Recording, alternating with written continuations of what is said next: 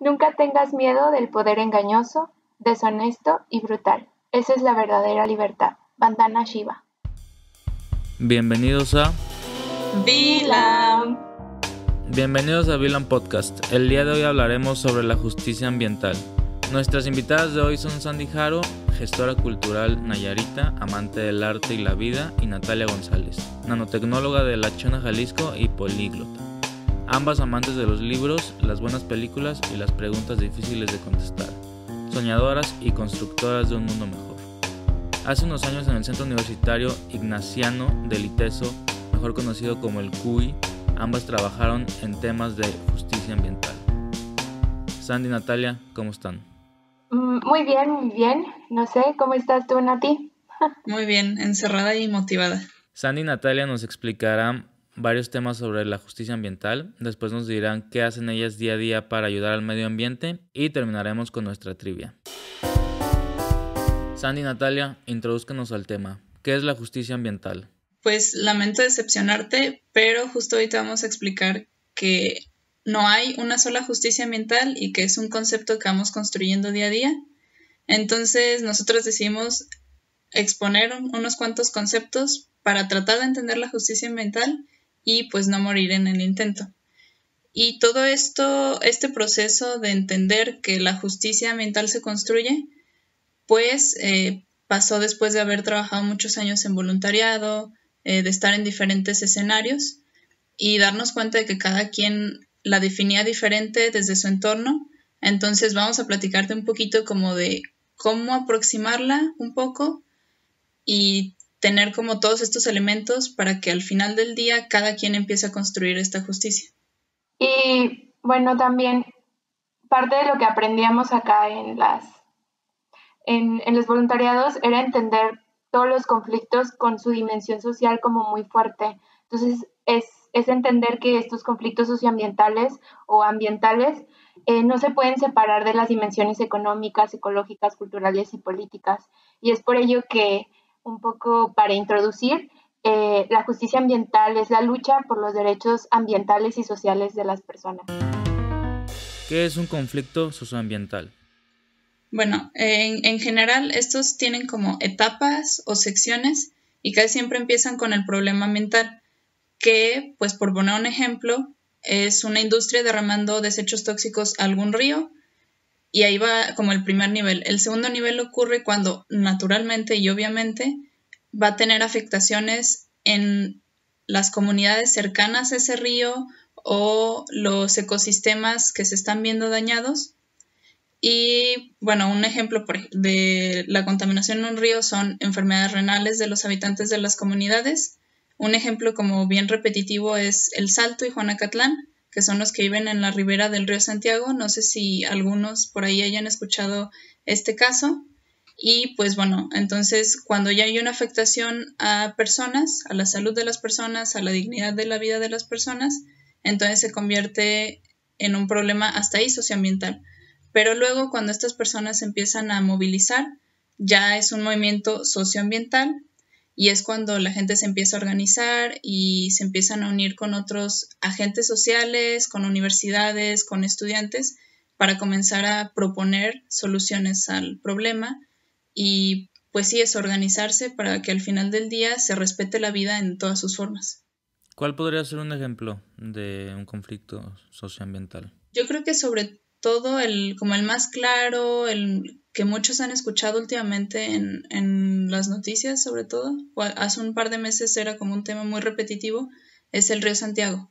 Entonces, que hay un mal manejo de residuos industriales en la zona del corredor industrial y los desechos se vierten no nada más al río Santiago, sino como a todos los cauces chiquitos que luego llegan al río Santiago.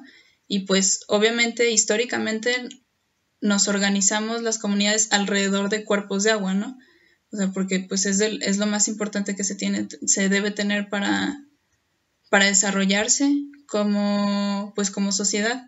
Entonces, cuando empiezas a desechar tóxicos en las aguas de comunidades, como por ejemplo el río Santiago, es cuando empiezan a haber problemas. Creo que muchos por ahí a lo mejor han escuchado sobre el niño Miguel Ángel, que en el 2008 cayó al río Santiago y este niño pues estaba jugando con sus compitas a un ladito del río, se cayó, pues se empapó del agua y murió por intoxicamiento. Entonces es uno de los casos creo que más difíciles porque ha sido muy largo y ha sido pues muy doloroso el proceso debido a las enfermedades que se han causado por el mal manejo de los tóxicos, por la irresponsabilidad que existe alrededor de los pobres en realidad, porque si empezamos a ver las similitudes entre los casos, suelen ser comunidades pobres las que están siendo afectadas.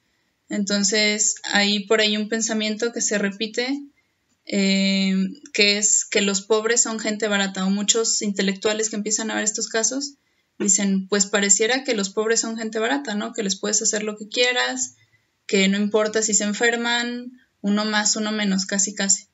Entonces, ese es el ejemplo que yo puedo dar porque es como con el que trabajamos en el voluntariado, pero yo estoy segura de que hay miles y cualquiera, por ejemplo, todos los chavos foráneos que yo conozco en el ITESO o que he conocido en el ITESO, también siempre traen un conflicto socioambiental. En el pueblo de mi mamá esto, donde vive mi abuelita esto otro. Entonces, yo doy este ejemplo, pero yo creo que los que nos están escuchando pueden pensar en otros 10, 15 ejemplos cada quien.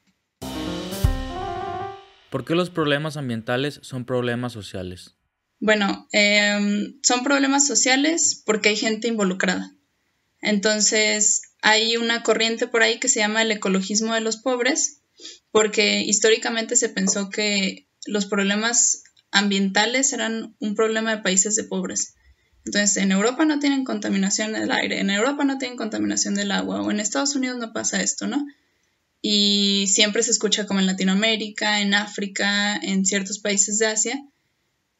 Entonces, de ahí surge como esta teoría y esta rama del ecologismo de los pobres, y siempre se ha pensado que se puede resolver fácilmente como con negociaciones, con te pago estos impuestos por verter mis tóxicos al río, o me voy al Ártico a salvar osos polares y ya eso moralmente yo siento que arregla el problema, ¿no? Que ya estoy tablas con el medio ambiente. Pero pues se olvidan que por menos, por ejemplo, por menos popotes que uses en tu empresa o por más que recicles en tu empresa, si sigues teniendo estas acciones y perpetuando estas acciones, pues tampoco importa cuántos ositos polares salvaste, la gente que vive estas afectaciones se sigue enfermando y se sigue muriendo. Entonces, también si vivimos en este sistema económico que básicamente dicta qué tiene valor y qué no tiene valor, y dice que hay cosas que tienen más valor y que van a ser más caras por eso a otras, por ejemplo, el agua es barata, entre comillas, para ciertas personas que tienen el acceso al agua. Y dices, bueno, pero a mí me parece más valioso el agua que, por ejemplo, una marca que me está vendiendo un producto carísimo, que sabemos que sus telas y su trabajo se realiza de forma poco amigable con el medio ambiente, que por ahí es un episodio de este podcast, el Eco Fashion. Entonces es importante como reconocer que estos problemas son socioambientales porque sí, afectan al medio ambiente, pero hay gente afectada.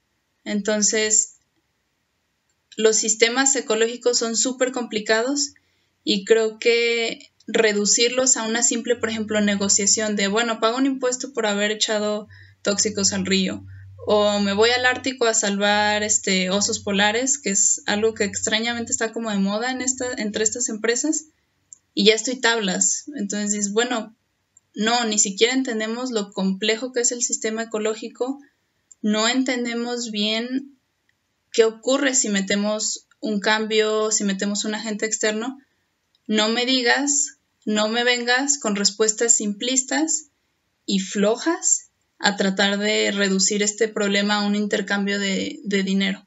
Sí, creo que es súper importante remarcar esta parte o sea, que no solo se trata de los recursos naturales y el medio ambiente, sino también la forma en la que la gente vive en estos espacios ecológicos. O sea, Por ejemplo, pensemos en culturas como la wixárika en Jalisco y Nayarit, donde sus centros ceremoniales que están, por ejemplo, en la playa o que están en ciertas minas o espacios mineros en San Luis Potosí, están siendo afectados. Entonces, no solo afectas la forma, no solo afecta sus medios de vida, sino también afectas como una cuestión que tiene que ver con cómo se organiza como sociedad, que tiene que ver con los procesos culturales que le dan sentido a su propia cosmovisión y que también tienen que ver con la garantía a los modos de vida. Por ejemplo, espacios donde se cultivaban ciertas como especies endémicas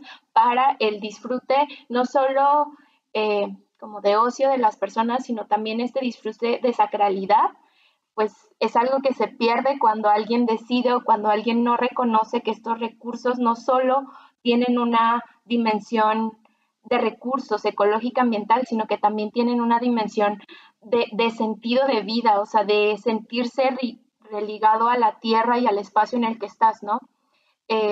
Decía Nati hace ratito, grandes civilizaciones se han asentado cerca de ríos, cerca de cuerpos de agua. Entonces el agua tiene una dimensión no solo de recursos, sino también una dimensión de sentido para los seres humanos que vivimos alrededor de ellos, ¿no? Y uno lo puede ver en ejemplos un poco más modernos, como cómo pasa a las personas que viven en la playa, ¿no? O sea, cómo se relacionan, su relación con el mar y con los animales que habitan en este es diferente a la relación que puede tener otra persona con este medio ambiente y con estas formas de vida. Entender eso, que por ejemplo, también tiene que ver con la gastronomía, ¿no? ¿Qué cultivos son de qué zonas? Uno lo puede ver cuando prueba un platillo tradicional de ciertos pueblos, ¿no? En Michoacán y toda su tradición con el maíz, que ahora los aguacateros han decidido plantar aguacates y seguir plantando aguacates, y que hay un desbalance en la forma en la cual los pueblos se relacionan con su entorno y con las tradiciones que ya tenían. Entonces, pues yo creo que esa es como una de las cosas más importantes, remarcar que no solo son recursos los que se quitan, sino también los medios de subsistencia y las formas en las cuales la gente se podría organizar alrededor de estos o se organizaba alrededor de estos. ¿Cómo es que llegamos a este estado de la realidad en la que vemos conflictos socioambientales en todos lados? Hay un ejemplo muy simple que se llama o es nombrado generalmente como la tragedia de los comunes o de los bienes comunes, que básicamente es, y hay 1000 personas que te cuentan el cuentito de forma diferente, ¿no? Que hay un laguito con peces y hay 4 personas que todos los días pescan, o un campo de cultivo, o un bosque, etc., etc.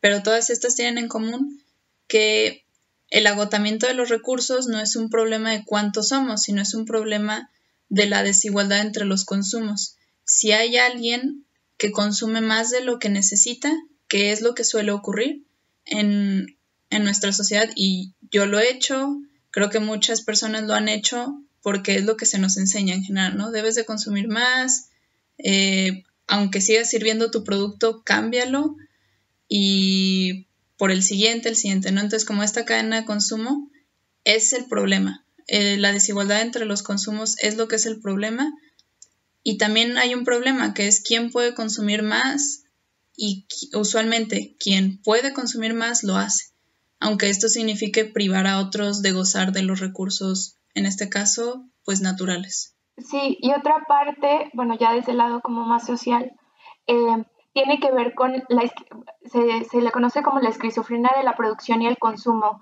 Es decir, cuando nosotros estamos producimos con el ideal de elevar al máximo nuestro rendimiento monetario o que nos cueste menos producir y ganemos más de esa producción. Pero cuando nos volvemos consumidores, queremos pues todo lo contrario, ¿no? Aire limpio, un lugar seguro y alejado para alejar nuestros desechos, productos que no tengan transgénicos. Entonces se vuelve un poco esquizofrénico que uno está trabajando bajo un modo de producción y entonces a la hora de consumir quiere un modo de producción completamente diferente, ¿no? Y esto se podría ver, por ejemplo, en el valor que le damos a los campesinos. Desde nuestras sociedades modernas no está bien ser campesino o es un trabajo de menos valor, pero a la hora de consumir alimentos queremos consumir alimentos orgánicos de campesinos que o sea, es esquizofrénico, y eso creo que es lo que también vuelve social el problema. ¿Y cómo se hace entonces la justicia ambiental en la cotidianidad? Yo creo que primero que nada habríamos de reconocernos dentro de él, y creo que por ejemplo esta parte de la producción y el consumo es una muy importante, y por otro lado entender que nuestros consumos tienen impactos, que podamos verlos o no directamente, pero que producen impactos, ¿no? O sea, aquello que hoy tengo en mi mesa pasó y tiene su historia y una serie de situaciones que pasaron para que llegara a mi mesa, entender esas situaciones y reconocernos a nosotros como agentes capaces de modificar esto que está pasando, creo que es una de las cosas más importantes. Y pues ya como trasladándolo un poquito a la pregunta de ¿y mañana, pasado mañana, la siguiente semana, el siguiente mes, qué puedo hacer? Pues hay un montón de espacios que generan esta justicia y son espacios desde súper pequeños hasta internacionales. Entonces, uno de los espacios pequeños pues son los colectivos, que por ejemplo al menos en Guadalajara hay muchísimos. Entonces, ellos suelen producir sus propios alimentos o preparar sus propios alimentos, dar muchos talleres que usualmente son gratuitos o con un costo bajísimo y producen casi siempre material propio de educación ambiental o de educación social, de educación para organización. Entonces, el acercarnos a este tipo de espacios locales es súper importante y también pues siempre es el estar informado, ¿no? Entonces las asociaciones y organizaciones nacionales e internacionales siempre suelen necesitar pues mentes y manos que les apoyen con su labor. Un ejemplo es un salto de vida, que son los pobladores de Un Salto y Juanacatlán que se están organizando ante la problemática del río Santiago. Entonces, puedes llegar, mandarles un mensaje por Facebook, oye, te quiero apoyar, ¿cómo le hago? ¿Qué necesitas de mí? Muchas veces va a ser ayúdanos a repartir información, comparte este video, este texto. Hay veces que es vente a trabajar al huerto, que eso también está súper chido, trabajar en huertos. O también de repente puede tocar, que es algo que nos ha tocado en el voluntariado en ITESO, ayúdame a hacer esta prueba de calidad de agua, ayúdame a diseñar un filtro para agua casero, etc, etc. Entonces, eso también es súper importante, perderle el miedo a acercarnos a quienes están construyendo alternativas. Y pues es catar, ¿no? Entonces, voy a buscar, a ver qué onda con este colectivo, voy a mandarle un mensaje a esta organización, voy a meterme a la página de esta organización internacional que tiene información. Así es simple, perderle el miedo a las nuevas formas de organización. Es el primer paso para hacer justicia ambiental o justicia socioambiental en la cotidianidad. ¿Hay alguna página donde nos podamos meter para ver esto? Ahorita mencionaste una, ¿no? Sí, hay una organización, bueno, es un mapa de organizaciones que luchan por la justicia socioambiental y la página es ejolt.org y ahí puedes ver internacionalmente qué se está haciendo y pues puedes hacer zoom en México, ver qué se está haciendo a nivel nacional, local. Ahí les dejo la página en los comentarios para que se metan y busquen ahí de acuerdo a su localidad cuál les quedaría bien. ¿Algo más que gustan agregar? Pues a mí se me hace súper importante. Al principio decía Nati, empezamos hablando de justicia ambiental o cuando nosotros teníamos como muy claro la justicia ambiental, pero ya metiéndonos más y sobre todo preparándonos para hablar ahora contigo, nos dimos cuenta que la parte social necesitaba ser redundante porque se nos está olvidando un montón. O sea, pensamos que por pequeñas acciones en lo individual era como posible lograr un cambio y nos estamos dando cuenta que no es solo de pequeñas acciones, sino que se necesita acciones en sociedad, en conjunto, y que pues entonces no se trata de conflictos solo ambientales, sino de conflictos socioambientales. Y creo que es esta misma necesidad por sentirnos religados con la tierra, con la naturaleza, con la vida en sí misma, lo que mueve a miles de personas a buscar un orden en la vida donde todos tengamos lo que nos corresponde, o sea, algo justo, ¿no? Y que esto que nosotros tengamos no afecte la realidad de otros, que nuestros servicios ambientales no los paguen otros, sino que los pague yo misma, ¿no? Y que esto implica, pues, cambios no solo en lo individual, sino cambios sistemáticos. Ahora, díganos cada una 3 cosas que hagan día a día para ayudar al medio ambiente. 3 cosas al día. Pues lo primero que se me ocurre es una reflexión todos los días. Y va a sonar como un poquito raro, como que eso ayuda al medio ambiente, pero como aterrizar bien mis consumos, ¿no? Entonces, ¿por qué estoy usando esto? ¿De dónde viene? Los materiales, ¿realmente lo necesito? Eso es algo que hago todos los días o que trato de hacer todos los días para entender, como para quitarme esa esquizofrenia del consumo, ¿no? De necesito comprar. Es de lo que hago casi todos los días y un montón. Me he dado cuenta de que lo hago mucho. Yo creo que dentro de eso también una de las cosas que yo hago, muy parecida a lo que dice Nati, creo que es trabajar con mi propia culpa, en el sentido de acepto pues la cosa como está, ¿no? El planeta como está, y que muchas de estas como situaciones no son mi culpa, pero que sí es mi responsabilidad, ¿no? O sea, todos los días tengo que hacer algo, ¿no? Y tengo que prepararme para responder, o sea, para poder saber que sí, que no. Y creo que en ese prepararme viene, y yo diría que la cosa número 2, que es mantenerme informado, ¿no? Saber cómo es que funciono yo en esta sociedad, cuál es mi papel, pero también saberme a mí misma como un agente activo, y en ese sentido aprender y seguir aprendiendo, ¿no? Si encuentro por ejemplo, en este caso del coronavirus, yo hablaba yo me informé y entonces empecé a investigar acerca del tráfico de animales. Es una cuestión ambiental y es mantenerme informada de lo que está pasando. Creo que es algo de lo que más hago y de lo que para mí tiene que ver como súper fuerte con esto. Sí, yo le pondría el número 2 a eso de mantenerme informada. Sobre todo, a mí me encantan las cooperativas locales y los colectivos locales. Yo casi todos los días como fuera, por la chamba y la escuela y todo. Entonces, es eso, ¿no? ¿Quién está haciendo algo? ¿Cómo le puedo ayudar a estos compas que se están organizando, que están proponiendo algo? Eso es lo que también hago todos los días. Informarme, estar viendo qué comparten, qué están vendiendo, cuál es la comida del día de mi cooperativa favorita, ese tipo de cosas. Y la tercera, va a sonar raro, pero trato de lavar lo menos posible mi ropa. Y eso se traduce en reconocer que hay veces que usaste el pantalón media hora porque era domingo y fue la media hora en la que fui al súper y ya, o sea, no necesito lavar un pantalón por media hora de uso, o no necesito ponerme ropa súper diferente todos los días, puedo reutilizar la ropa. Ese tipo de cuestiones, como con el reconocer realmente lo que estoy usando, que es una forma de expresión súper poderosa, y reconocer que puedo hacerlo un poquito fuera de la norma, ¿no? Puedo esperarme un día más para lavar mi pantalón de mezclilla, que de hecho, un dato por ahí que aprendí hace poco es que tienes que usarlos 10 veces antes de lavarlos. O sea, eso es lo que en promedio es como higiénico.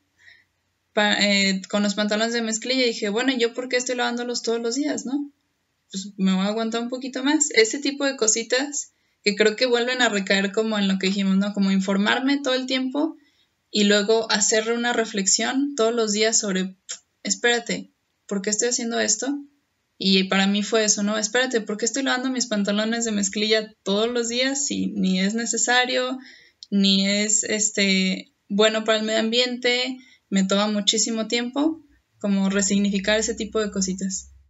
Sí, yo agregaría mi tercero, que creo que tiene que ver con el cuidado. Y bueno, no te hablaba como el cuidado de las cosas materiales, yo creo que también tiene que ver con el cuidado de las cosas inertes o no materiales, que tiene que ver con, por ejemplo, en el pantalón. pero también podría ser como el cuidado de las relaciones que tengo yo con mi sociedad, dándole a entender que esto es un problema socioambiental, la parte social, ¿no? Cómo me relaciono con otras personas, creo que es una de las cosas que más me ayuda a cuidar mi medio ambiente, ¿no? Y eso tiene que ver con pasar tiempo con, por ejemplo, con mis vecinos, preguntarles, hola, buenos días, ¿cómo está, señor? Y pareciera que no hacen como cambios, pero creo que podernos sentirnos todos parte de algo y el sentirnos todos partes de la tierra y con la tierra, creo que es súper importante, que es algo que yo me recuerdo todos los días. Mis relaciones o mi medio ambiente no solo son animales y plantas y seres vivos, con una comilla muy grande en vivos, sino también son otras cosas como la relación sana que tengo que tener con el uso de redes sociales, por ejemplo. Y pues mi bonus de cosas que hago para ayudar al medio ambiente es, tengo lombricomposta. Todo el tiempo estoy hablando de mis lombrices y subiendo fotos a Instagram, entonces sí, me di cuenta de que es muy fácil tener lombricomposta y ahí están mis bebés en el patio. Súper bien, de hecho luego quiero hacer un episodio de lombricomposta y composta en general.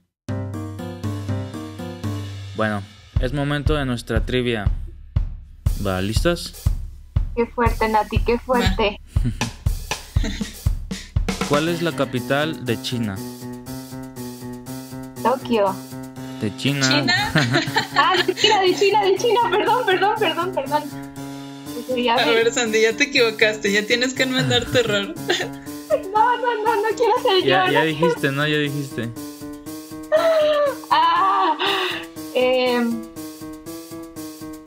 Puedes pasar. No, pues paso. Pasa a ti. ¿Cuál es el océano más grande del mundo? Oh my God. ¿Pacífico? Sí. ¿En qué país está Medellín? Colombia. ¿De qué grupo es la canción Comfortably Numb? Mira, yo me dedico a escuchar puro rap en náhuatl, entonces, no sé. ¿Tú, Sandy, sabes? Paso. ¿Cuál fue el primer hombre en ir a la luna? En pisar. No. En pisar, Armstrong. ¿En qué año murió Michael Jackson? ¿2008? 2009 casi. Tiempo. Qué pánico con lo de China, Sandy. Y bueno, agradezco mucho a Sandy y a Natalia por acompañarnos en esta edición de VLAN Podcast y por compartirnos sus conocimientos tan valiosos. Muchas gracias a ti por darnos el espacio y pues por esta chamba que es la difusión de información ambiental, que creo que hace un montón de falta en nuestro México posmoderno. Entonces, gracias a ti también. Sí, muchísimas gracias. La verdad es que creo que hace falta igual espacios donde podamos hablarlo sin esta barrera del expertise.